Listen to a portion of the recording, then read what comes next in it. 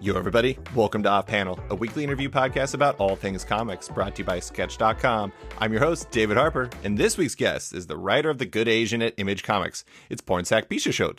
Thanks for coming on, Pornsak. Thank you. I am so honored to be on the show. I'm such a fan, so this is a treat for me. Well, I know what isn't a treat for you. It's week 2 of The Good Asian's number 6, or The Good Asian number 6's 1-week release plan.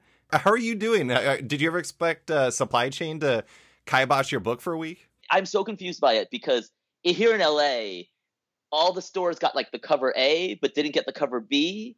And then so I thought that meant like, oh, that just means it's late. But then I would find out through the internet, it's like, oh no, it's not even considered out until this week. So like now I'm just like apologizing to people on the internet. I'm just like, I don't know when the book is out. I'm pretty sure it's this week. I'm pretty sure officially it's out this week. The thing that particularly hurts me is that the thing that's late, at least in LA, but I think everywhere, is that like we got David Cho to do a cover, which like blows my mind. I'm such an enormous fan. So the fact that that's delayed is like killing me. It was so weird. Each week I do the poll column on my site where I look at the buys, recommendations, and curiosities for the week of comics. And when I was going through and I was like, okay, get to Image, and I was like, The Good Asian number 6, B and C cover. I'm like, is this a reprint?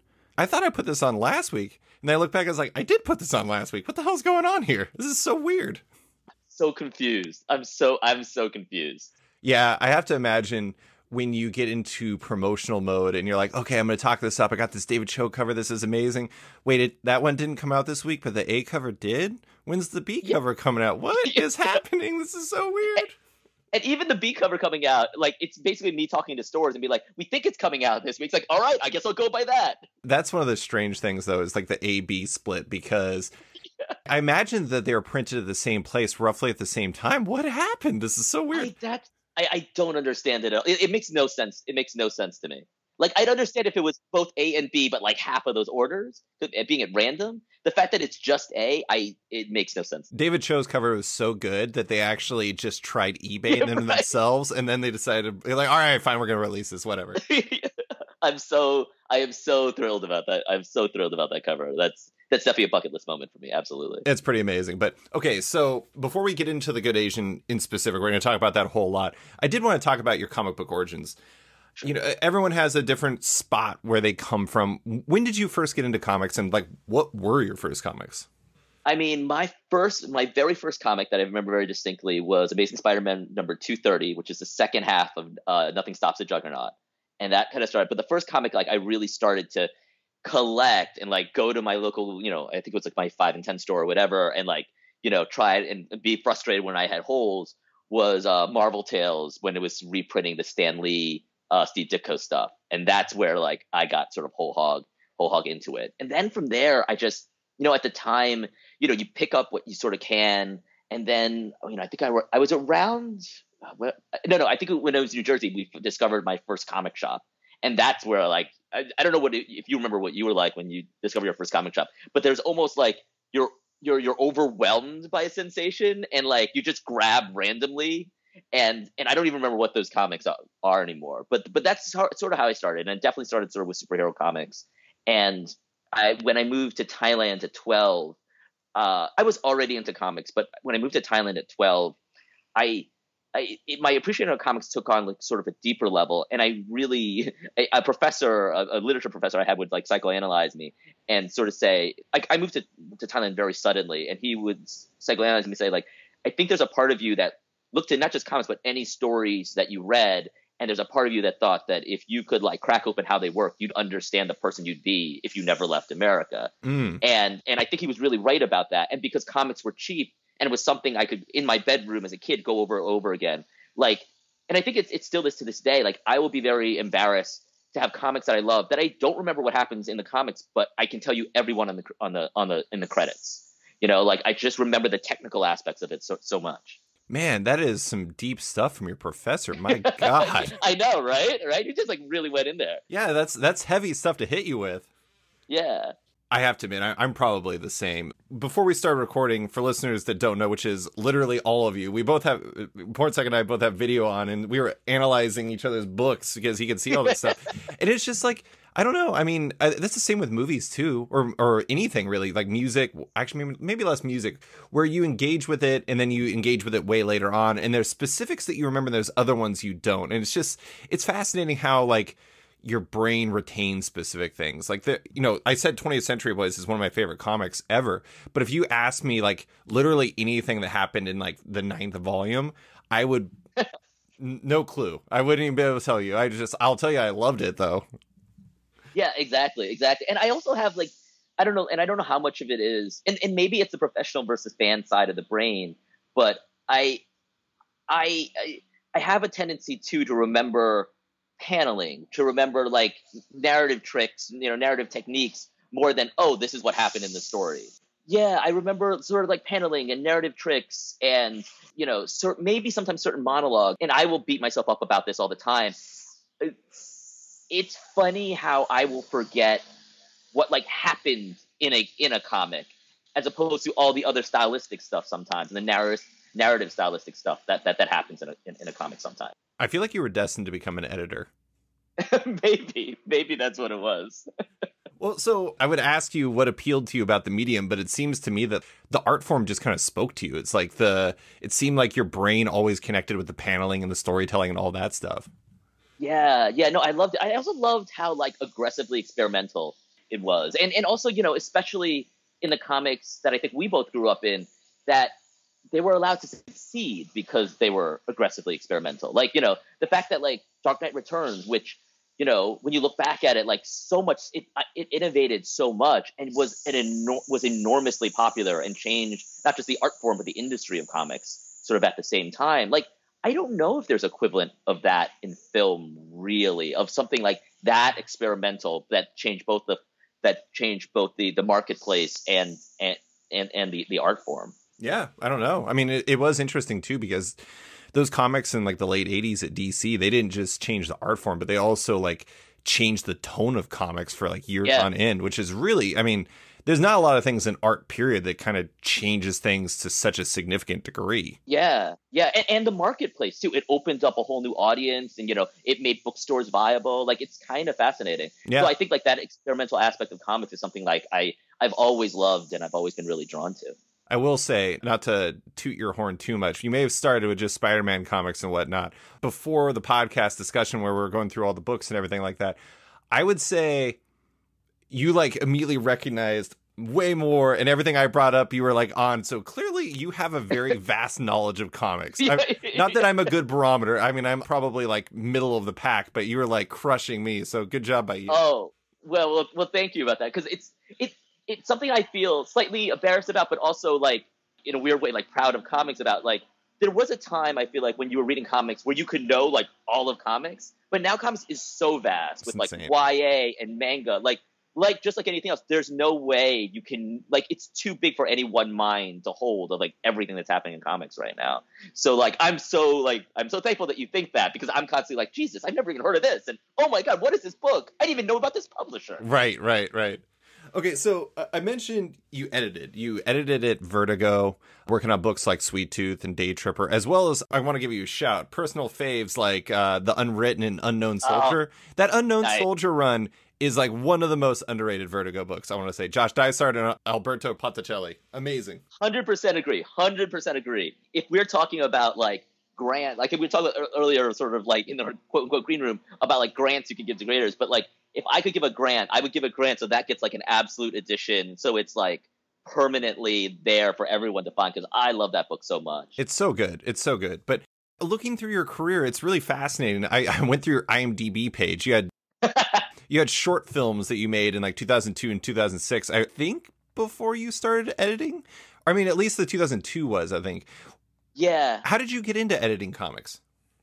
I fell ass backwards into it, honestly. It was not something I intended. Honestly, a career in comics wasn't something I intended. For the longest time, comics was the thing I did for fun. Like going to the comic shop on Wednesdays was just like, I don't want this to be sullied. I just want to sort of enjoy this. And what ended up happening was I wanted to, I was doing that thing out of college, working like odd jobs here and there, or working like a part-time job. And I was like, you know what, I just want to do that thing where I just live the freelance life, see how I do, run without a net and see where that gets me, because I keep hearing about how that like opens, people up. And I did that for like 3 months. And then I told myself I want to do it for a year, did that for 3 months. And then a friend of mine emailed me with an email that was just like, Karen Berger is looking for assistant editor at Vertigo. And I have no idea what those words mean, but I feel like you do. And that would lead me to talk to Karen, and that led to an editing test, which led to a second interview, which it eventually sort of get me to and again, the whole time I was there thinking like, oh, I'll do this for 6 months and I'll learn so much about writing, which is what I really want to do, and work with like some of my like idols. Like my very first credit was with Grant Morrison, who's one of my favorite writers. Right. My very first phone call was calling Harlan Ellison to tell him why his comic books were late. I was so blessed, sort of. I was like in writer heaven, but I really just sort of fell ass backwards into it. I feel like I've talked to many people who can sort of say this. I know a lot of people, Mark Doyle over at first Vertigo and then DC and then IDW. Kevin Smith, I heard say this once as well. It was like, we were all comics fans who didn't really know how to get into comics. There wasn't a clear path for it. So the path seemed to be get successful somewhere else, and then eventually comics will come knocking. So when this actually came, a chance to edit, like I never thought that would happen in a million years. Like I am actually pretty sure that at the time I was the only member of the staff that didn't have 1 degree of connection through Shelley Bond. Like everyone else knew Shelley in some way. That's how they kind of came in. But I kind of came in cold, and I came in because I was friends with someone who had just done a Mad Magazine interview, and because of that, he became friends with Peggy Burns, who's a publicist at DC, who had the office next to Karen Berger. Oh my God. And Peggy, in the way she described it, made the mistake of when she needed assistant, she also said, hey, my neighbor Karen Berger's looking for assistant as well. And she got no responses to her request. And everyone just like bombarded her trying to be Karen's assistant. That's amazing. You said you wanted to be a writer at that point. Yeah. Did you know you want to write comics? The funny thing is I knew I wanted to write comics someday. But again, I thought it was going to be a thing where I was going to have to sort of be successful somewhere else to kind of like write the comics. Like I definitely you had to backdoor it in. Yeah, because I definitely tried, random cold call submissions of trying to get like an 8-pager in like a 10-pager and an 80-page Giant of Flash, and I've got very nice rejections from or something like that. But it wasn't something like I thought I would just it seems so rare that people who actually come through the realms of comics and were writing the books that I wanted to write. I think like there was a lot of people who started on that path that felt like, they kind of fell into that rut of sort of journeyman sort of comics. And the more I got into comics, the more I would realize like, oh, that is not the case at all. Like I'm fascinated by this generation of like Marvel editors that would become very influential like writers, which I just didn't know of at the time. Mm-hmm. And so I wanted to do it, but I just didn't think it was path. And then when I became an editor, I felt it was a real conflict of interest to like pursue comic book writing while pursuing comic book editing. Again, not being aware of like the generation of like Marvel editors who did exactly that and did stuff that I loved. Right. And so it wasn't until I left DC that I felt like, honestly, I felt comfortable like competing for jobs with people I was employing. It's always felt like that'd be kind of a weird thing. That said, it did result in Mark Gruenwald writing Capwolf, which I absolutely love. It's a fast. Well, Marvel is a great, like, both sides of the barometer, right? Editors were writing so many books, and that's eventually part of what led to the crash in the 90s of like just the nadir of like comic stuff in the like, what is it, mid to late 90s. At the same time, and I unfortunately, it was focused very much on that, but then I wasn't paying attention to like the 80s where like Roger Stern and like, certainly Archie Goodwin and Nocenti and like Christopher Priest, so many great writers came. Steve Englehart, like I think Steve was, I can't actually remember. He might have been the one that wasn't, but like so many of them came from like editing Marvel comics and then having to write as well. And I don't know, like I might have had a completely different path if I was just like more aware of like early 80s, late 70s on Marvel history. Maybe. I do have to ask about, I mean, that time in Vertigo was post Axel Alonso. Wait, when were you there? Yeah, no. I think I started 2003. 2003. And so you were there when it was Karen and Shelley, which, unbeatable combo at the top. You had Will Dennis, your future pal for the Good Asian, but also just future pal period. Yeah. God, who else was there? Was Mark Doyle was there for a little bit? Mark Doyle like started as assistant at that time.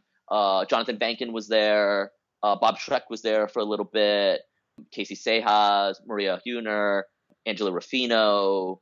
Zach Rao was there for like a minute right before he left, before I started. I'm trying to think who else. That's a murderer's row, though. That's about as much knowledge and skill when it comes to editing as you can possibly ask for in one room. I am interested in what you learned in that experience, because I have to imagine that was about as good of a comic school as you could ask for between the editors and then the creators too. 100%. I mean, let's just start at the editors. If you like are a process junkie like I am, that is like a gourmet buffet of like comics knowledge that you had there. And that's totally how I treated it. Everyone had a different set of skills, or not even a different set of skills, because they would just, everyone would be very, very good at like a very specific thing. And so I keyed into like what everyone was very good at and tried as much as I can to like learn from that and all that. So like Karen had this immense story sense where she would, whenever she pointed at something in a script, she was always right.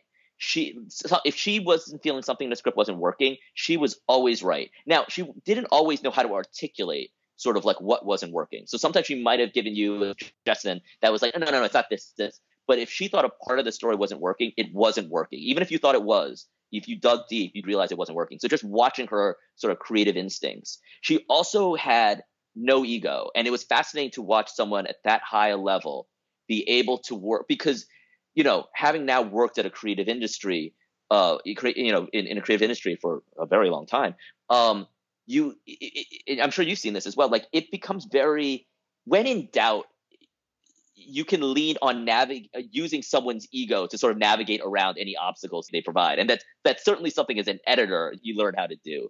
But the fascinating thing about working with Karen is she didn't have an ego about any of that stuff. She was always willing to be like, I don't know about this, or let's see, or maybe you're right, and all that. And as a result, it made her more versatile creatively. And so that is definitely something that I've taken with me as I move forward. I just want to say that if anyone in comics deserved to have an ego, it was Karen Berger. So it's pretty awesome that she didn't.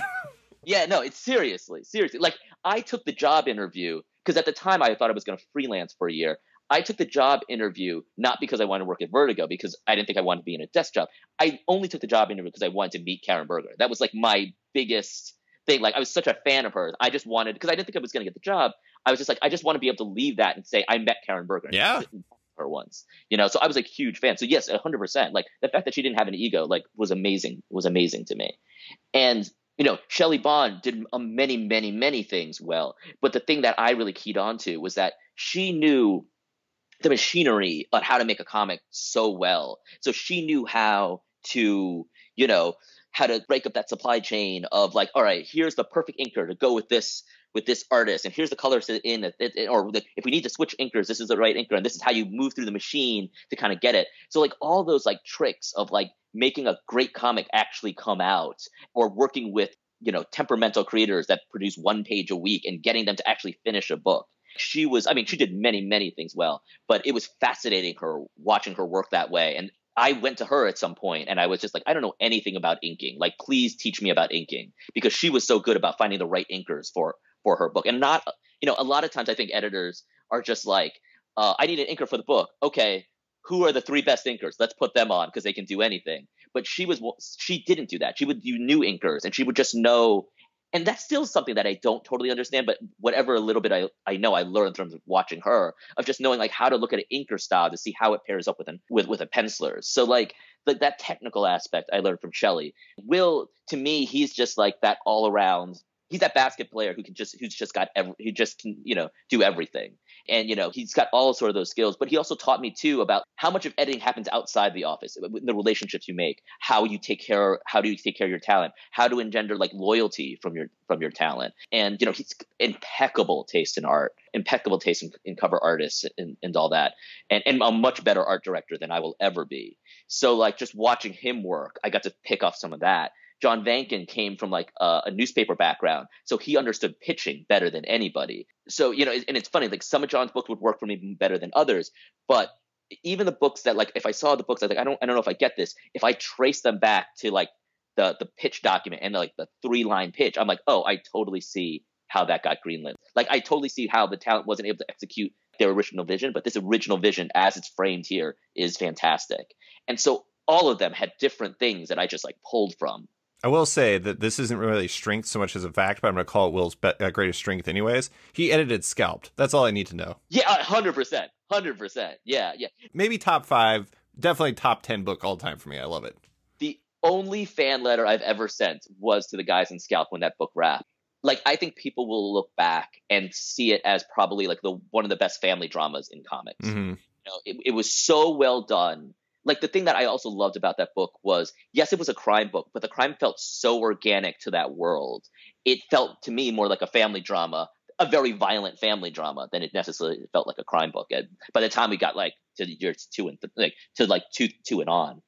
There's a couple books in the Vertigo universe where like my favorite issue is randomly number 35. One you edited. Well, I don't even know if you edited it, but it was the unwritten number 35. I think you were gone by then. I love that issue. And then Scalp number 35, which was the one about the couple out on like the farm by themselves, living by themselves, like the one-shot story, where it's like Daniel Zed. Yeah. That issue is like absolutely unbelievable. Anyways, yeah, Will Dennis, what a genius that guy is. Good job by you casting, or not casting, but helping us read Scalp, because it rules. But let's move on from Vertigo. So after that, you've done a lot of things. You actually have one of the most mixed dance cards I've ever seen from anybody in comics.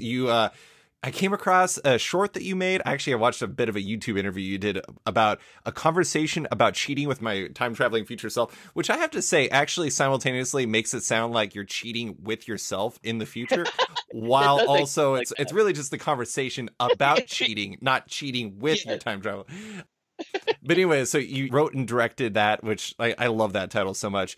You have written on shows like 2 Sentence Horror Stories, Cloak and Dagger, Light as a Feather, and you also have a TV show coming from HBO Max of unknown name and unknown origin. Yes. You're a very busy man, very busy in the TV writing world, very busy in making all kinds of things. How much of your workload mixes comics and how much is everything else? Is comics just like a small corner relative to the rest? No, I try to. First of all, I am constantly wrestling with my schedule so I can sort of organize it in that way. I love to be able to. The goal is for comics to be 50% of my time and television to be the other 50% of my time. It's tough to do. That certainly hasn't worked out quite that way. And so what I generally find is, if I've got like a lot of comic sort of stuff cooking, I'm just like, oh no, my TV career is stalled. If I'm getting on a TV run, I'm just like, I haven't had a book out in years. So like I'm constantly trying to figure out how to balance it. The goal is constantly though to 50%. The stress is 50%. I don't know if the results are 50% or not. It seems like that would be a really good path to doing way too much. Yeah. I mean, speaking to you, who like so much. Whatever. I'm just like sitting up here in Alaska with cats on me. I don't do that much. I'd have to get fur off me all the time. That's not that big of a deal. Again, I'm a huge fan of this site. So just watching the podcast, the long form articles, the amount of research you do, I mean, it's just, you clearly know, you're clearly familiar with having way too much on your plate. This is true. I also have a day job, which was a stupid idea. I need to get rid of something. What am I doing with my life? But And now, a quick word from one of off-panel sponsors. You may have heard of Bad Idea, the experimental comic book publisher that's rolling deep with titles from electric talents like Matt Kindt, Mark Russell, Marguerite Sauvage, and more, and doing it with oversized, ad-free, over-the-top releases you can only find at select comic shops around the world. There's no variants, trades, or digital versions either, so if you want one of their big Final 5 releases that are being released throughout the rest of 2021, make sure to visit badideacorp.com to find a comic shop near you, or to pre-order a copy online. Do so soon, because rumors are saying Bad Idea is over, so this might be your last shot. And now, back to the show. Last question before we get into the Good Asian. It is interesting. So 50% comics, 50% TV, etc., etc. Did you ever consider sticking around and editing it all and like dabbling with that some more after Vertigo? Or was that just kind of like, was that your writing school for comics? I love edit. I love editing. And I've actually gotten very close to like committing to small editing projects, and then they will fall apart at the last second, and I'll breathe a sigh of relief because I'm just kind of like, oh my God, I don't know what I was thinking. I can't actually do that schedule wise. But I would always do it just because I loved editing so much. The problem with editing, and I've talked to Stuart more about this, and I think he was the one who kind of like put it into words, is that like editing is so reactive that like, it's hard. And when I would think about editing and writing at the same time, I was like, maybe I can do it if I say like I have office hours from 9 a.m. to noon, and then I'm not going to pay attention to emails like after that. And then that's where I will be reactive. And then, but I don't know if I would have the self-discipline to actually pull that off. Like it's an easy thing to say. I don't know if I have the self-discipline to pull that off. And because what ends up happening is, you'll get in a deep hole, especially for me, I'll get in a deep hole of sort of like my head in sort of whatever I'm writing. And then, an editorial need will come across, and it's so easy to be like, I'd rather do that than like figure out the problem I have at hand. So it's one of the reasons. And again, I talked to Stuart about this, or I think Stuart's like talked about it publicly or written in interviews about how like, for a while he was writing and not editing, primarily because editing was disrupting his writing so much. And I kind of feel the same way. Like it's something I love to do. I haven't figured out. I would love to do if I could figure out a world where I could do like office hours from 9 a.m. to noon and actually have the self-discipline to pull that off. That is something I would love to do, but I haven't figured out how to do it yet. And hopefully one day I'll figure out how to compartmentalize my creative abilities to the degree that I could do something like that. Cause I would love to edit like just a book. I never thought about that before. That's kind of like trying to plan a music tour while writing music, because it's like, you have to, because all the editing stuff is making sure that everything is continuing moving forward, whether it's like getting scripts out or making sure that the art's looking right and you don't have any notes and lettering runs or all these things like that. But then like that's all stuff coming in while you're trying to put stuff out. And I never really thought about how much in conflict those two things would be. That would be tough. Yeah, I mean, for me, it's certainly tough. Like, I don't know, like I feel like there are people who've managed to do it. I'm just not. Someone like Archie Goodwin was writing and editing his entire career. It's not something I've kind of figured out how to do. I want to one day. There are definitely friends that I want to work with again, and to figure out some way to work with them. I would love to do it. Yeah. All right, well, let's talk about The Good Asian. It's your image series with artist Alexandre Tefenkgi. Colorist Lee Lowridge? Is it Lowridge or Luffridge? Lowridge. Lowridge. Jeez, I have the third option out of nowhere. Colorist Lee Lowridge and letterer designer Jeff Powell. I'm going to do the solicit really quick. Following Edison Hark, a haunted, self-loathing Chinese-American detective on the trail of a killer in 1936 Chinatown, The Good Asian is Chinatown noir starring the first generation of Americans to come of age under an immigration ban. The Chinese, as they're besieged by rampant murders, abusive police, and a world that seemingly never changes. It's a great book. I really enjoy it. I'm literally holding the first volume in my hands right now. I've read 5 and 6, despite the fact that 6 is somehow out and not out simultaneously as we do this. I also know you've answered the same questions a million times about this book because I've read a lot of interviews you did, so I'm going to do my best to eventually go in a different direction. But The Good Asian is a lot of things. It's a very personal story. It's a very research story. It's a lot of things. It is noir. I mean, it's certainly that. The funny thing is like sometimes when I think of Chinatown and noir, I just think of the Jack Nicholson movie. And so it's like my brain goes in a different direction, but that's obviously meant in a different way. What was the first thing it was, though? Like, where did the whole idea start? Did it start with Edison? It started with the Chinese Exclusion Act. It started with, my dad was obsessed with China, and in his later years, and when he passed, like part of processing sort of his loss was learning more about the stuff that he was obsessed by, and I'm still like every time I think about it, it does sort of at times feel like 2 + 2 = a bowl of grapes. I would think me being interested in Chinese history would have led me to be interested in it, or me being interested in China would have led me to be interested in Chinese history or Chinese mythology. And instead, it led me to be interested in Chinese American history, and it led me to the Chinese Exclusion Act and the Immigration Act in 1924. And I don't know how much of it's like, we talked about it a little, I think, sort of before we started recording. Like, I didn't go to high school in America, so I don't know if like in high school here you get like an hour about the Chinese Exclusion Act or something like that. But 0 hours. Yeah, okay. But like I didn't know anything about it. And I felt I didn't know. I so didn't know anything about it. I did so much research just to make sure it was what I thought it was. That's how off the radar it was for me. And I felt really ashamed that as an Asian American who thought I had a relatively decent grasp on history, that I was so ignorant. Like, it's one thing to like not know about it. It's something else to like have to go through multiple hours of research just to make sure that it actually, something that existed actually existed, you know? And so I was really deeply ashamed I didn't know anything about it. And then because my brain is sort of pop culture addled, like I was just like, isn't it crazy that like Charlie Chan and Mr. Moto and like Mr. Wong Detective, they got popular while Asians weren't allowed into the country? Like, that's crazy to me. And I think those two things that would eventually come together. And it's just like, oh, what if we took that Asian crime solver and just put it up against the real light of history and see all the different ways? And it became very clear, you know, once you have mystery and you have black and white mysteries, your mind instantly goes to noir. It's the same way that they say about directing, acting, casting is 80% of the work. Where you plant your tent story-wise, what kind of soil you plant it in, will do a lot of the work in terms of the stories that you're trying to tell and the metaphors you're trying to use. And so the conventions of noir, when talked about sort of like people going through descendants of the Chinese Exclusion Act, they lined up so well that are like, okay, I see so many ways a story can go now. It unfortunately will take a metric ton of research to make sure I don't screw anything up. But like, these things lock together so well, how can I not do it?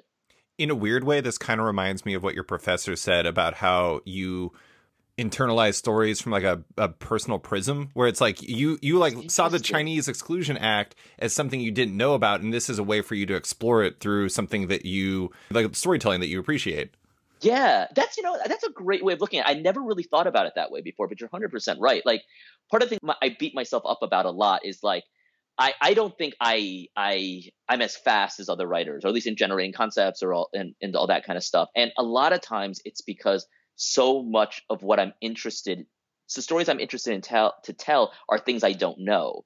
And so I use my stories to sort of explain sort of the world to me, which unfortunately also means a lot of anxiety and a lot of research to make sure the stuff that I don't know, that I have enough authority to author something about stuff that I don't know. So I think that's one of the reasons why research is such a big part of how I work. Yeah. And I think I never really thought about it that way too, but I can trace it back to that. It makes sense to trace it back to the professor who was saying like, oh, you use stories to explain things about yourself. Yeah.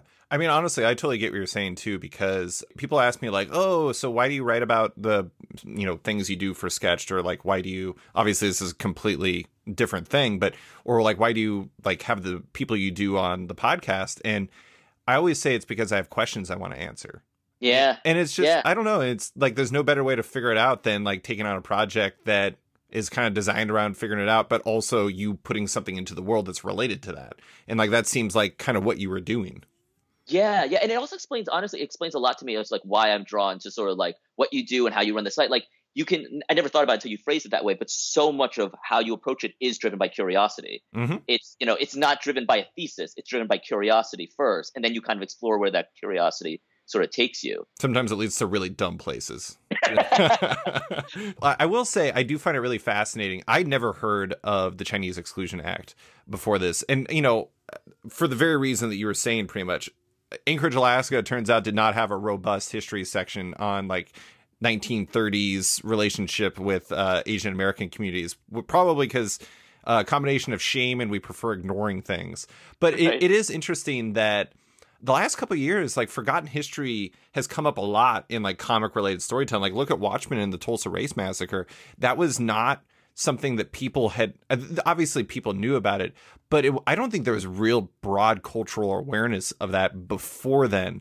And it's interesting how fiction can sometimes uncover these uncomfortable, horrible parts of our history in a way that is maybe people are willing to watch, as opposed to like a nonfiction book or a documentary or something like that.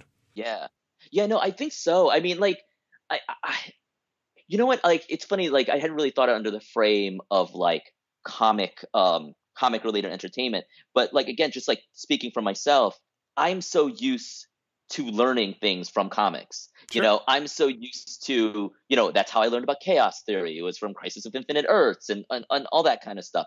So this idea of being educated through your entertainment, to me anyway, was so intrinsic to comics. And I hadn't really thought about it until now, but I certainly can't be alone in that. I certainly can't be alone in people who are creating things that say like, hey, I want to create the same things that educated me, but at a different level.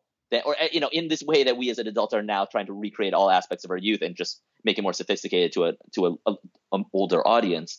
Like, I think that might have a lot to do with that, of us, like, these things that we love, and I think it's coming at a time too where sort of like, as a culture, as a global culture, we're kind of reckoning over sort of like the stories that we haven't told, and the sins of our past, and all that kind of stuff, and really looking at it's been fascinating to watch. Like, when I was in college, I would constantly be accused of just like reading too deeply into things, and now that's Twitter.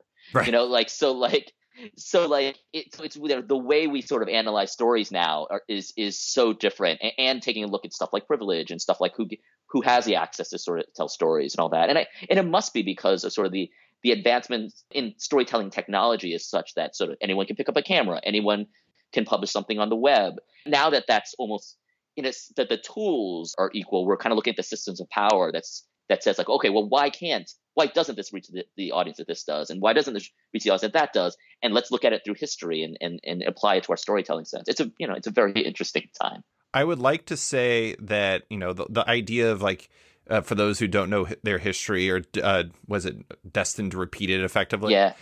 I would say that like, us knowing more about things like that would really change things. But then at the same time, I watched like a million World War II movies growing up, and somehow people are still like, you know what, being a Nazi is not that bad. And I'm like, really? Yeah. Good Lord. And it's one of the things the book is definitely about too, about sort of like, the thing I do find fascinating about sort of, starting from 1936 going on to now, is that Asian Americans, through the span of a single generation, kind of changed the narrative on how they were seen. Now, there's good to that and there's bad to that.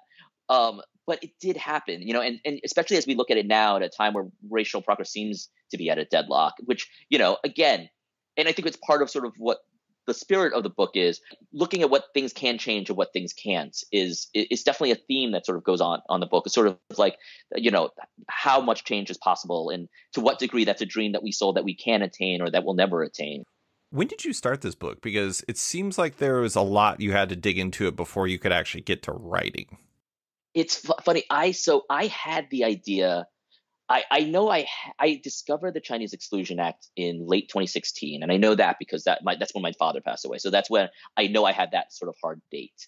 I don't know, so I did research for a very long time. Did you research the intent of turning it into a story, or was it just researching to be aware? It was researching to be aware, but it quickly became intent. It quickly became the idea of linking it to, for lack of a more immediate archetype, Charlie Chan or one of those crime solvers, came pretty quickly once I knew of the Chinese Exclusion Act. That curiosity, the Asian crime solver plus the Chinese Exclusion Act, held on to me pretty quickly. So at first it was just me being like, this, I must be interpreting this wrong. And then it was just like, I'm not interpreting this wrong. Oh, wow, there's this other thing too. I wonder if you can like push these things together. And then so much of the research was, and I find this is part of my process, is taking, two things that don't seem to belong and trying to figure out how to like just spin them to a degree where they lock together. And so a lot of it was doing the research until I could figure out sort of how they lock together. The funny thing is, I just realized this last night over drinks. So a friend of mine is very much into psychics, very much into tarot. She does a tarot and all that kind of stuff. She booked me a 1-hour session with a psychic.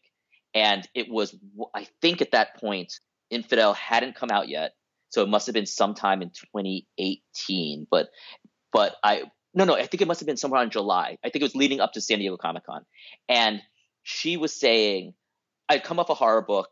I told no one what my next book was going to be. And I never tell anyone like, oh, tomorrow I'm going to start writing this, because, who cares about that kind of minutia to your day? And this psychic sort of said, after like hearing this stuff, she's like, I feel like you're going to want to do noir. And literally the very next day I was going to start work on The Good Asian. So I just realized that yesterday over dinner, and I meant to check my laptop to see when I recorded that session, when that was recorded, so I could see the exact day I would start The Good Asian. But now that I'm going through it, it seems like sometime in 2018 that must have happened. That's so wild. That's hilarious. But okay, well, let's talk about the series lead, Edison Hark, who I just want to note has an all-time classic character name. I don't know what it is about that name. I just love it. It's amazing. So he's a Chinese-American detective who rules and has a great name, as I noted. But you noted he's inspired by Charlie Chan. And from what I understand, it's also his inspiration, Chang Aparna, a real-life Chinese Hawaiian policeman, which is, honestly, my wife is born in Hawaii. She's a, I think, third-generation Japanese-American. It's terrible that I'm getting my own wife's lineage wrong right now. But Amber, if you're listening to this podcast, I'm very sorry. But that whole state is its history and like place with relationships with like varying Asian communities is actually probably ripe for storytelling in its own. But I am interested in what made him. You had the two great flavors that might taste great together that you jammed together. But what made him the right gateway for you into this era and this world?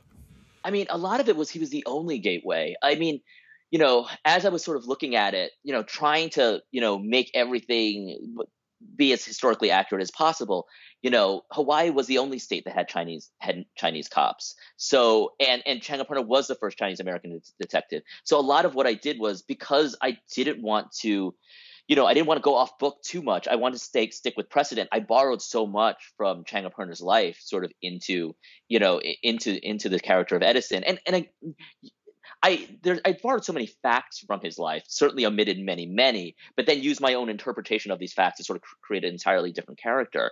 But for me, it was the only way I could have done. I mean, there was a version where maybe Edison was a little bit more Easy Rawlins, where he was more like a guy who like stumbles into sort of the detective trade. But I think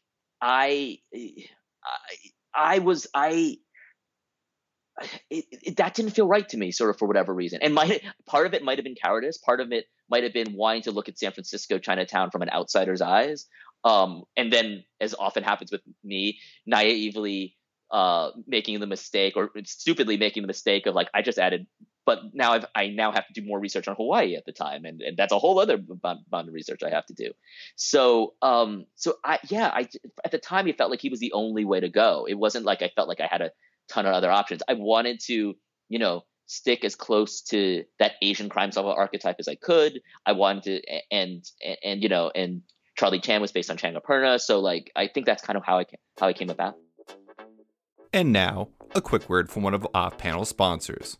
Macroverse is a next-generation digital comics platform, and one with an astonishing number of comics, with currently over 50 series from over 100 creators on their app, with a 5-star rating both on Apple and Google's app stores. Download the app and binge all their titles, including the Eisner-nominated Remind from Jason Brubaker, Lisa K. Weber's Hex 11, which has been described as Harry Potter meets Blade Runner, or the new queer supernatural adventure series Husk that launches on November 1st. It's just $4.99 a month to subscribe to Macroverse, with proceeds directly supporting the creators on the platform.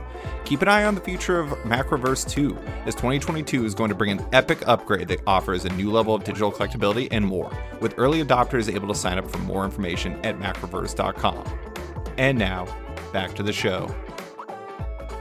I gotta say, one really nice character thing that's done in the art is the scar on Edison's face. I love that little bit of character design, especially given the story beat that's tied to it. But that's one of the things that I really like about the story is it feels like you can, and I don't just mean this in the sense of like the real life history we're talking about, but you can feel the history in every aspect of the book. And I don't know if that scar, I'm guessing the scar came straight from like the script, and that had to be a part of it because it was a character beat. I'm not sure where it came from, but either way, that's just like such nice storytelling for a character. It's really nicely done. And to me, that is, for me, the perfect example of comic book jazz. Originally, that wasn't the conception. That wasn't in the script. And Will was the one who kind of came up to be just like, listen, I feel like, and Will was kind of like, listen, I hate to be like an old white guy about this, but like, we've got a cast of sort of all Asians. And even if we didn't have a cast of all Asians, we might need something to distinguish him from all the other characters. And then it was like, that's a great idea. I think Alex came up with the scar. And then from there, it was, okay, well then I can't have a scar. This character can't have a scar without me figuring out why that scar is there. Chekhov's And then, scar. yeah, Chekhov's scar. And then it was that sort of process of like, oh, well, actually, there's a great piece here. We could do this. But and it's why I love working in comics, because that was all the creative team kind of like jammed to solve a problem. And then it led to like an avenue for story. Okay, so for listeners that don't know, reiterating, your old Vertigo pal and Will Dennis is the series editor for The Good Agent. Was he your first collaborator on the project? Oh yeah, absolutely, absolutely. One of the things I'm actually kind of proud of is that, there's two of them so far, but for both books, the very first person I go to is my editor, and then we get the rest of the creative team, which is the opposite process. I feel like for most books, most books start with like a writer cost an artist, and then they sort of find. Sometimes it feels like they find an editor sort of as an afterthought. But the editor is the first person that I go to. I like having that sort of creative partner to help envision the book. That's because you got editor brain. I do have editor brain. Yes, totally that. And you met Alex through Will via Cliff Chang. Yes, 100%. What made him the right fit for the book? I mean, first of all, like when his art came in, I think Will forwarded it. Did Will forward it to me? Or no, Alex sent it, but I think it was because of the time difference. I saw like Will's email first and then Alex's email, and Will was just reply was just like, book him now. Like I knew the style of art that the book wanted. I knew I wanted something, for lack of a better term, cartoony, something a little bit more simplified. And I remember at the time we were thinking like, what it does the Asian version of like Darwin Cook look like, feel like, sound like what does that sort of look like? And then I think Will was just like, well, if we don't know what it is, I bet you Cliff Chang will. and Cliff was the one who, Alex's story is amazing, where, at 34, he's in his late 30s now, but at 34, he found out he was adopted, and that his father, the person he thought his father wasn't his biological father, and that his biological father was Asian. And so at 34, he found out he was Asian. He had no idea before that. I think he thought he was like Lebanese. And I think that's what it was. And then he and his family moved to Vietnam. He was partly Vietnamese. So him and his family moved to Vietnam, and part of that was to just get closer to his roots and learn more about himself. So when he met Cliff, I want to say, was it 2019 New York Comic Con? No, it must have been 2018 New York Comic Con, or maybe 2019. I don't remember. He was just like, yeah, I'm like exploring my Asian roots. And Cliff, who at that point had read the pitch and knew we were looking for an artist, was just kind of like, oh, I have the book for you. And then his art was just exactly what we were looking for. Man, that's wild. Like the ways and timing of how things come together. 2018 was when Alex came on the book. That's wild. Also, it's funny. I actually like hung out with Cliff at that con also. Oh yeah, so, yeah. So it's a lot was happening that weekend apparently. But yeah, another thing that seems like jazz to a certain degree, as you call it, was I like how, from what I understand, like there's visual points of emphasis. This isn't from what I understand. This is actually in the book. There are visual points of emphasis where Edison notices details in these little red boxes. It reminds me very much of like the Sherlock BBC series where like he's always noticing these like little things that no one else does. And it's just like shorthand for like, this dude doesn't miss anything. That was your idea, but Alex does it so well. Yeah. And it's another one of those moments where it's like that idea that you had might not work with the wrong artist, but because you had Alex, it works perfectly. Exactly. And again, that's part of the comics jazz. It's part of what I love about comics. And it's part of, I think, the fun of writing comics and again, I'm guilty of editor brain for this, is you analyze art and you figure out how it works, what it does well. And then you look at sort of like the vocabulary that you have that art can speak. Like the thing that I love to do is, if an art style gets more cartoony, which Alex does, and I'm working with another artist on a short story who does it that way too, you can get away with if a realistic, a Neil Adams style artist, I wouldn't get away with a balloon that's just an exclamation point or a balloon that's just a question mark. Because there's a little bit more realism there, that kind of abstraction doesn't kind of work. But to a certain style of art that does, and I can play with sort of that, and like those little like nuances to different art styles. Again, I'm guilty of editor brain. I love that. And I love sort of leaning into it and sort of like, part of, and I think this is a comic book writer's job. Part of their job is, when you are lucky enough to do it, when you're not on like one of those assembly lines and working like, you don't know what artist you're going to get a book, but like when you have the luxury of doing it, part of your job, I think, is analyzing who your partners are, seeing what their strike zone is. And sometimes you throw it right down the middle, but sometimes you force them to lean out of their strike zone just a little bit to hit a ball they didn't think they could hit.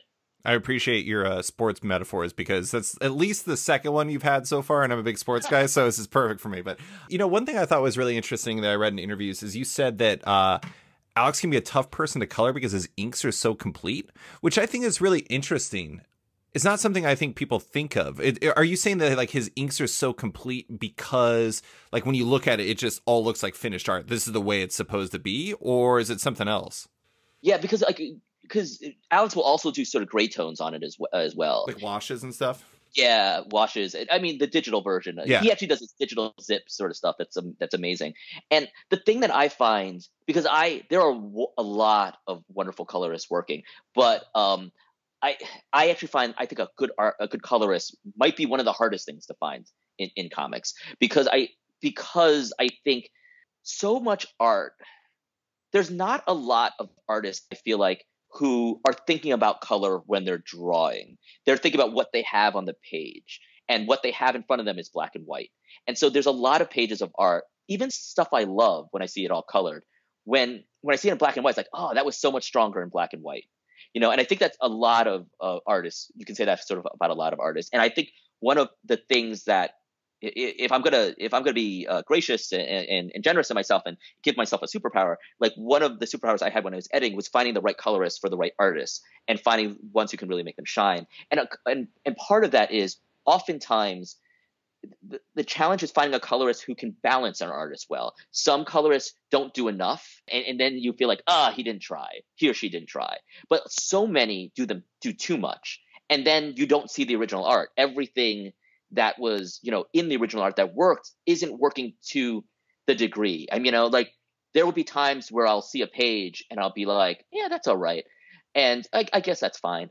But hey, just for shits and giggles, let me look at what the black and white art looked like. And I'll look at the black and white art look like. I'm like, oh my God, that I stopped in my tracks when I saw that black and white art, but it was only just fine when I saw the colors. And that is because and I think you see this a lot, like the high contrast on black and white is oftentimes the most stark, the most powerful expression of a piece of black and white art. The best colorist knows how to keep that contrast and keep that power alive. Where I feel like a lot of times what you'll see is colorists adding color that mutes that.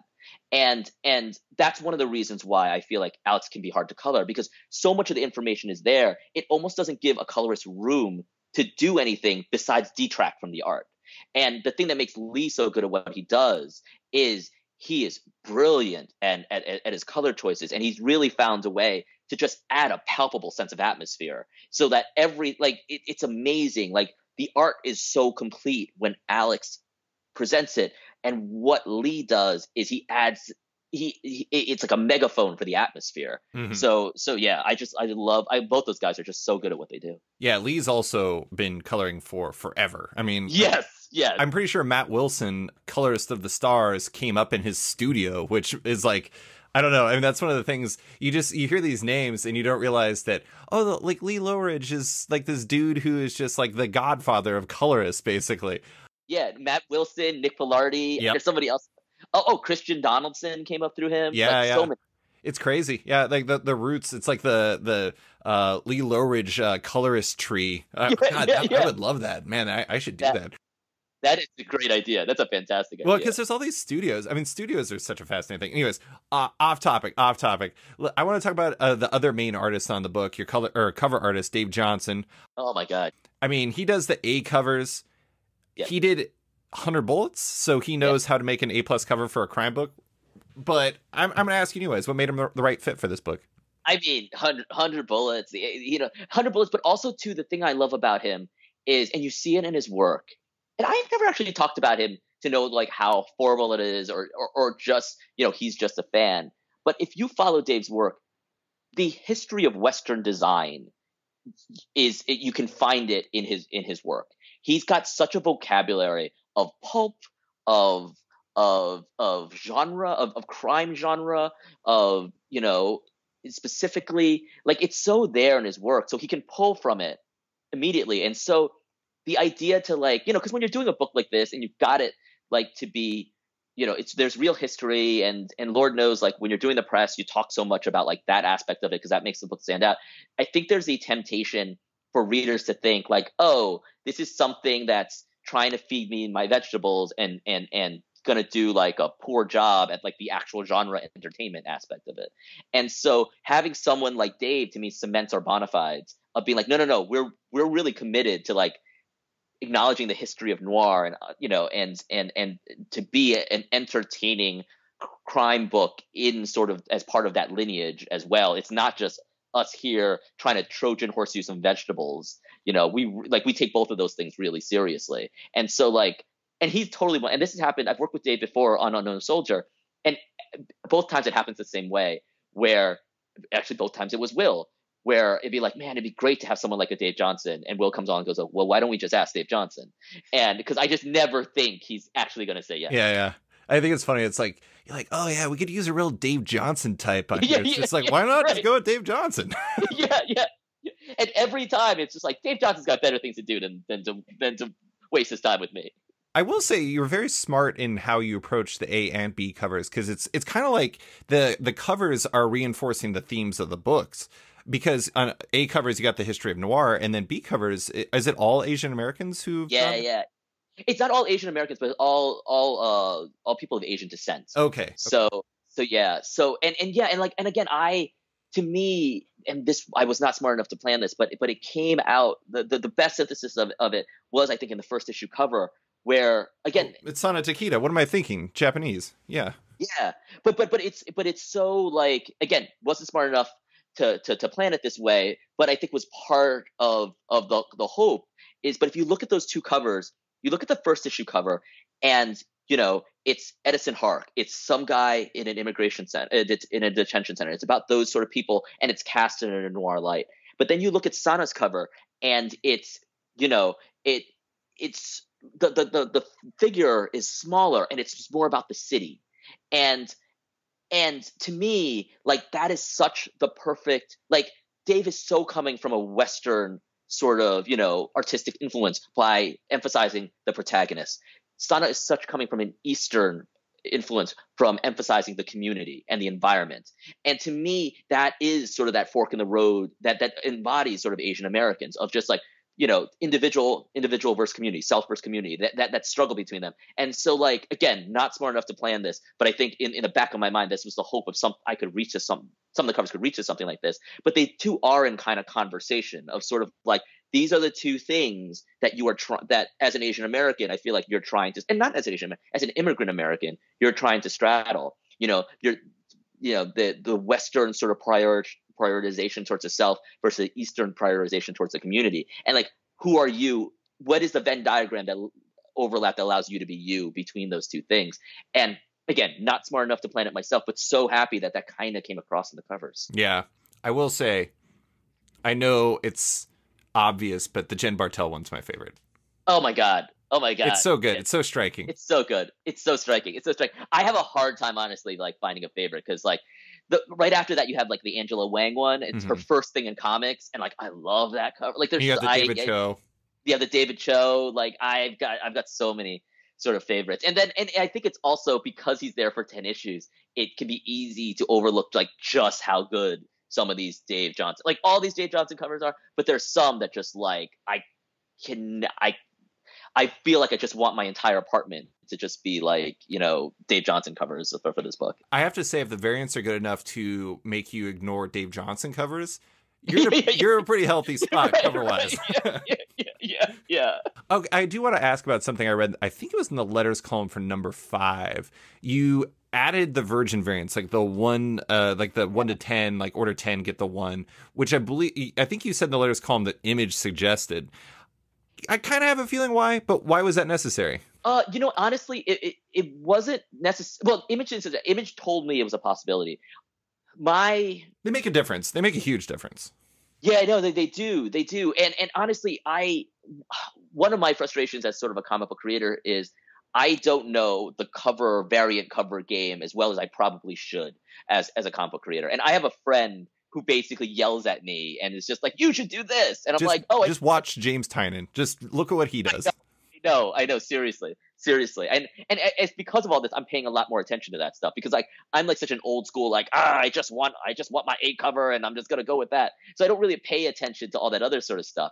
And it was one of those things where I found out late, like, oh, we could have had incentive covers this whole time. I just didn't think to like ask. And I'm like, and then it was me being like, by the time I realized, like, oh, the ship is, orders for one are locked, like the ship has sailed.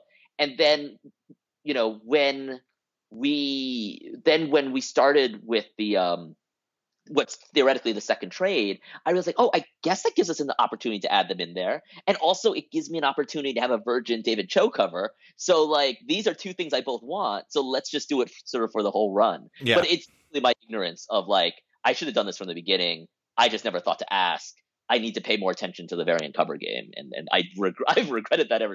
I regret that more because I don't have like a Virgin Jen Bartel cover. I don't have a Virgin Sana Takeda cover. Like, it kills me that those don't exist, and all I needed to do was ask a question for them to exist. I want to point out for listeners that don't know what Virgin covers means. It just means like no tiling on it. It's just clean art, right? Yeah, I always think it's like some of the phrasing for comic stuff. I'm just like, come on, guys, think about this for like 2 seconds. Why are we saying Virgin art? This is weird. Yeah, I know. Like, yeah, the amount of like YouTube podcasts or YouTubes and podcasts about comic books that say the word virgin over and over and over again. You would think like maybe we should take a minute. Reinforcing stereotypes here. Calm down. What are you doing? This is ridiculous. I will say one thing I've found really interesting lately is the trend of how many creators are like selling their own. I mean, literally their own like variant covers that they create for their books on their web stores. I mean, if you wanted to create your own variant for like a Virgin variant for Jen Bartel's cover and sell it on, some store you created, I bet you would find a fair few people who would be very interested in that. But anyways, that is an entirely different topic. But I just have a few more questions. I have to ask, we started talking about the weirdness of issue number 6 and its release and everything, but you have this insane degree of difficulty that many people share, where you're releasing during a pandemic and during a supply chain crisis, with the latter affecting the release of number 6. Do you feel that degree of difficulty, or is it just like weird stuff that pops up sometimes? I mean, the supply chain stuff we'll see. Like issue 6, again, I thought we'd either be delayed or not. I didn't think we'd be both. Like, like that's a... Yeah, the half and half thing's weird. Yeah, like I still don't know what to make of that, and will that affect like issue 7? I don't know. Issue 7, I think, will be delayed a week. Is what I literally just found out. So that is a proper delay. Issue 6, I wasn't kind of given a heads up, nor should I, because half of it wasn't delayed. So I'm still trying to figure out the supply chain stuff, what kind of effect that will have, because it's just happening now. The pandemic stuff, I mean, in a certain way, I'm still asking those questions too. Like, on the one hand, the pandemic, it's really kind of bolstered the direct market. Yeah. And it's really like, it's amazing. And it makes me proud of the direct market. Like, at a time where like during a period where everyone else was going through ruin and wondering like, oh, is this the death of an industry? And in many cases, it is the death of many sort of, it is hobbling many art forms. Like, the direct market and comics have come out the stronger for it, which makes me proud to be working in comics and proud of the community that is comics. At the same time, though, like, the trade just dropped last month. I don't really know how to promote a trade anymore. It used to be I go to convention. There's a bunch of people I can talk to at a convention. I do signings. And I have done some, and I've done some signings, but mostly the signings I do now are when people reach out to me. I don't reach out to people for signings because especially if they're local, I don't feel comfortable encouraging my friends to putting my close friends through a thing where they have to wonder like, oh, do I want to support Pornsak, or do I want to like, do something questionable with, not be as comfortable as I usually am because of like where I am with exposure. And because I don't feel comfortable putting them in that position, I don't feel comfortable going to stores and saying, hey, do a signing when I'm not going to even invite my own people. So like, I've kind of had to read, and even things like, I used to send copies of the comic, physical copies of the comic, to like different like review outlets, and that's not really a thing anymore. And so yeah, so like I'm still trying to sort of figure it out. Like I'm still trying to figure out like how do you promote a book during all this. Like I know how to I've learned through this how to promote a comic, but like a trade, I don't know. I'm still seeing how much of it has changed. Trades are really weird, especially in the direct market. It's not necessary. It's not really the same in the book market, because the book market is used to having kind of atemporal promotions where you can bring something back a year later and it's not weird or desperate. It's just how it's done. And the weird thing, I've always found it strange that trades and graphic novels in the direct market are perceived as something you promote before release and upon release, but after that they basically cease to exist. That makes no sense to me, because it's like the entire point of a trade is you are getting a full volume that's designed to be read anytime, and it's not based off of the whims of Wednesdays. And I find that to be very bizarre. That said, I do not have any good advice for you, unfortunately, but what are you going to do? We talked about this a little bit before we started recording. The volume is, number 9 is its penultimate issue, which implies issue 10 is its ultimate issue. Is that a period or ellipsis? Oh, I guess it's an ellipsis. The way it works for me is I need to sort of take a look at sort of what the financials of the book are. And because I'm a deeply neurotic person, I need to see all the data before I can decide if we do a sequel, how long that sequel should be, what's the best format of that sequel. Having been around the block through Vertigo, I've seen stuff that launches strong, but then by the end, like, you're crawling through a whimper. And I just want to make sure there's enough of an audience for a second volume that if we or a second storyline or sequel that we are gauging into sort of what the actual demand actually is. I think one of the things that a little sort of inside baseball in the inner workings of comics is I did myself no favors by making a 10-issue series in this particular aspect. Because if it was a 6-issue series, I'd know that data very early on. But because of the big spike in number 1, and then what your attrition is. With 10, you're just looking at sort of a longer tail, and so it's one of the reasons why I've learned, like, this is why people don't do 10 issues. Like, I'd be able to predict this a lot more confidently if this was a shorter arc. But unfortunately, 10 issues, fortunately or unfortunately, however you look at it, 10 issues was what the story needed, and so that's why we went with it. Yeah, I mean, that's one of the difficulties. It's like, do you plot out, and by plot out, I mean, like, the structure, not the actual story.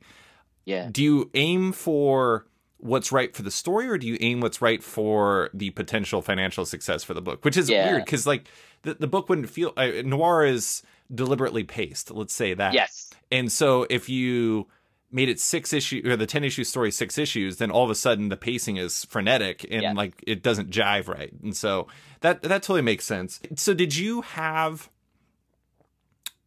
an escape hatch? Escape hatch is wrong, but did you have a plan for 10 as the end of the story, the end of this story? Like, is it designed as a satisfying conclusion, or is it like TBD?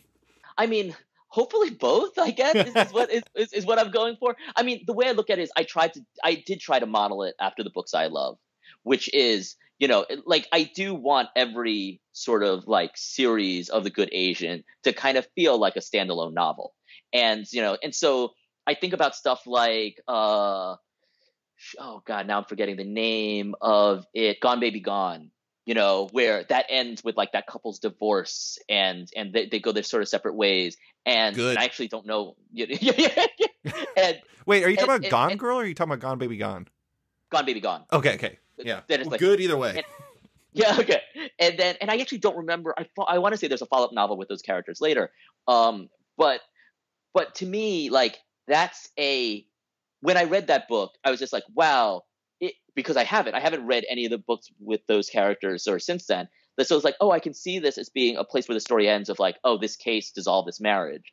But I could also see a sequel or a subsequent book was like, this is how those characters, move past this sort of trauma in their lives. And so that's kind of how I'm treating every sort of series of the book of, it will be a complete sort of story. That doesn't mean it closes the door on that progression of the lives, because that is where that's just how life works. It's like Brubaker and Phillips's Reckless, where it's like satisfying chunk, but also it can continue. Yes, 100%. And I think that is like, great detective fiction is sort of set up that way. And Reckless is definitely great crime fiction. So detective crime fiction. So yeah, so that's certainly what I'm hoping for. Well, not to end you on the most cursed point where you finish by talking about somebody else's book, but Pornsak, that is all I have for you. Thank you so much for coming on to talk about The Good Asian, everything that's to come, and everything that's came before The Good Asian. What a fascinating career you have. I love it. I mean that in a good way. I don't mean that in like a fascinating as in like a weirdly judgmental way. But I appreciate you taking the time, Pornsak. No, I appreciate you taking the time, man. Like I said, I'm a very huge fan. So I'm a big fan. I love it. I'm quite honored that you took the time. Thanks for listening to this week's episode of Off Panel with writer Pornsak Pichetshote. You can find him on Twitter at @real_Pornsak and in The Good Asian at Image Comics.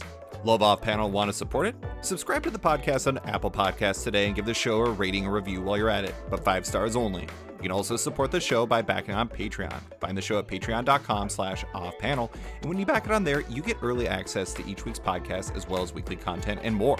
Want even more? Subscribe to my subscription comic site, Sketched at sketch.com, for long-form articles, interviews, and the rest of the site's content and its members-only forum. You can find Off Panel and Sketched on social media by liking on Facebook at /Sketched, following on Twitter and Instagram at @SketchComic, or following me at @SliceFriedGold. Big thanks to all my existing patrons, including Nicholas Palmieri, Capes and Tights Podcast, Klaus Van de Ven, Rent Narb Studios Comics, Brian, Submit Industries, Raj Patel, Jack Mulqueen, Kyle, Carl Kerschel, Robert Masella, Elza Chartier, Luke Nakashoji, Elliot Metz, Dr. Luke, Scott Hazelwood, Scott Vawan, Michael Tunk, Canadian by Proxy, Johnny Cannon, Brad Rader, Carl Troy, Brandon DePillos, Patrick Barrow, Declan Shalvey, Dan Garino, Josh Williamson, Adam Freeman, Ben Wild, Ryan Klein Q, SB, Nick Bennett, Daniel Whitfield, Susanna Polo, Reed Hinkley Barnes, Mario Tiambang, AbductedTheComic.com, Andrew Carita, Matt Mahoney, Charlie Chu, Stephen Hall, Pensacola Pop Comics, Kim Eslin, Philip Myra, Christian Shelton, Kenny Porter, Chris Pacello, Torrin Grunbeck, Fuzz Bubbles, Christopher Todd, Transmitter Down, Waltz Comics and Books, Carl Mizell, Danny Ollie, Paul Salates, Akil Wilson, Alex Dimitriopoulos, Terry Dodson, Wesley Giff, Sean Kirkham, Alistair Ross, Julio Anta, Brett A. Schmidt, Jason Goodmanson, Paul Reinwan, Vita Ayala, Tara Ferguson, Dave Slusher, WMQ Comics, Akil Kokachi, Sean Pinello, Ken Heidelman, Philip Seavey, Al Ewing, Ryan Alcock, David Kelly, Rob Wilson IV, Nick Polito, Brendan Fletcher, Jonathan Nilsson, Matthew Groom, Jason Massey, Adam Bogart, Matthew Taylor, Nick Patera, Jacob Sorelli, Ford Gilmore, David Baraldi, Nick Hall, Bjorn Basin, John Hendricks, Steve Anderson, Ian Maxfield, Cliff Chang, Colin McMahon, Chris Palmer, Scott McGovern, Nathan Fairbairn, Kat McKenzie, Adam Highfield, Fiona Staples, Mark Abnett, Mike Murphy, Michael Shirley, Tom Barnett, Jim Demonacos, Norbert, Nick Lowe, James Kaplan, and Mission Comics and Art in San Francisco. You guys are all the best. A quick thanks to Upright T-Rex Music, who wrote and performed Off Panel's theme song just for the show. Check out their music on Spotify because it's completely delightful. Thanks for listening, and tune in next week for another episode.